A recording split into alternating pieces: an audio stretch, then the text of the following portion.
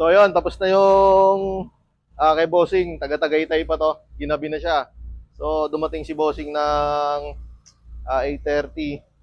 So nagawa naman natin lahat. So yun, ito isa-isahin na natin yung mga ginawa natin dito. So una yung huli, ginawa natin engine wash, palit ng clear cam cover. Tapos mga grommets, mga oil seal, saka distributor oil seal. So mapapansin nyo, wala nang kumakata sa kanya. Kanina pa yun umaandar.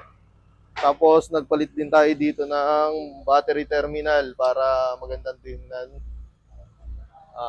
Yun, thermostat, thermoswitch na okay na rin. Radiator, okay na din siya. So na-bleed naman natin to, wala naman siyang problema. Papakita na, sabi ko kay Bossing, obserbahan na lang niya bukas kung hindi magbabawas ng coolant dun sa radiator. Okay na yan, wala nang top overhaul na magaganap. So yun, tapos naglinis din tayo ng preno sa likod. Tapos nakita natin kaya pala nag-iinit yung drum brake niya is baligtad ang pagkakakabit na lock. So inayos na rin natin yon, pati handbrake niya maayos na din. Tapos ano pa ba, mapapansin nyo, maluwag tingnan. Siyempre, nagkabit tayo ng EPS. Wala na yung power steering pump niya dito. Tinanggal na rin natin yan. So, yun. Ito na si Bossing, nasa loob. Tapos, nagkabit din pala tayo ng fiber chin. So, yung chin yan is Mugen chin pang SIR. Kagaya nun ng mga nasa atin. So, ayan, Bi-Revs carbon yan. So, yun. Ito na si Bossing.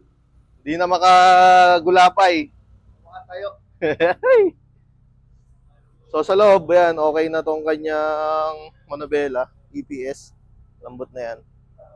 O, wala na rin kakatas. Iba na tutulo, yung power steering hindi na.